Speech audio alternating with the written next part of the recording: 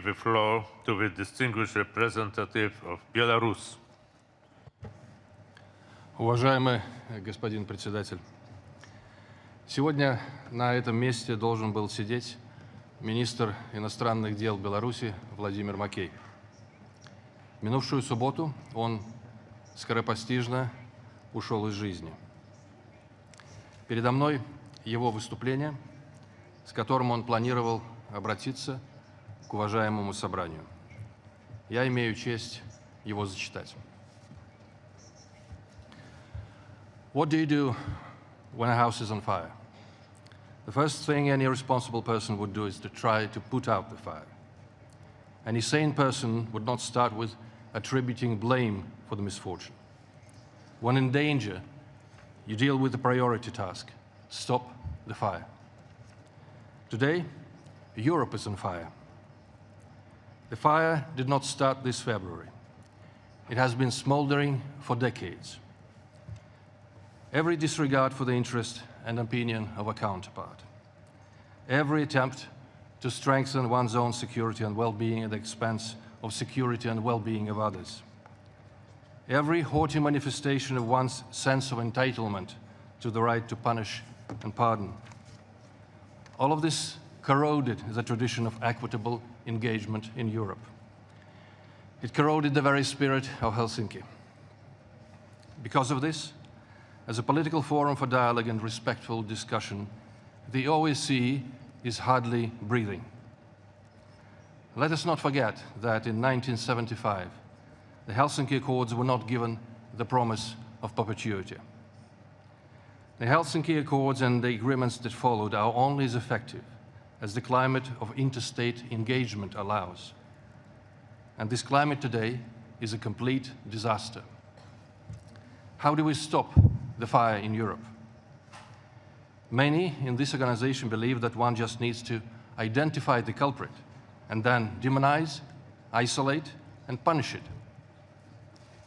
And this is a brief description of the Western approach towards Russia and Belarus. It has manifested itself in the barring of the Russian minister from participating in this meeting. We deplore this decision as it is killing the OSCE. The foreign ministers of the CSTO member states have made their position on this matter very clear in their joint statement last week.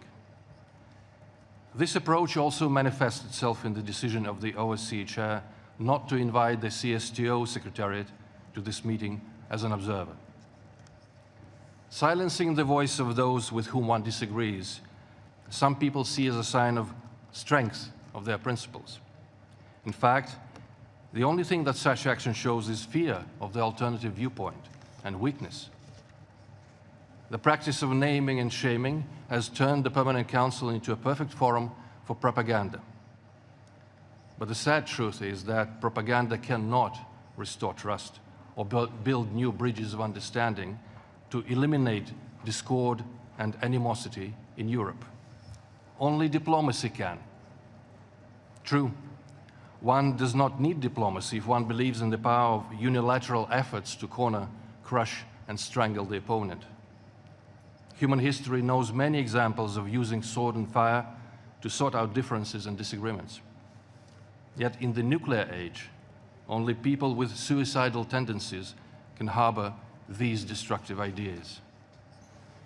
Since we know that these ideas still tragically tempt some leaders' minds, Belarus will always keep her gunpowder dry.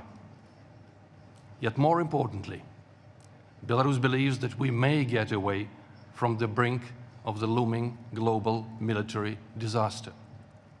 We can't stop the fire war in Europe.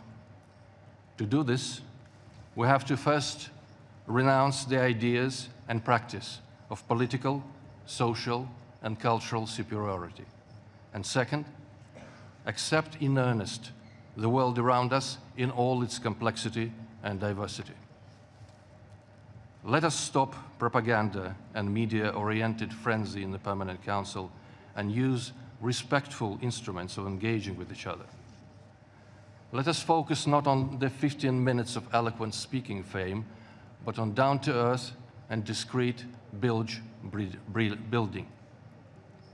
let us finally put diplomats to work for the peaceful future of our continent. Thank you for your attention.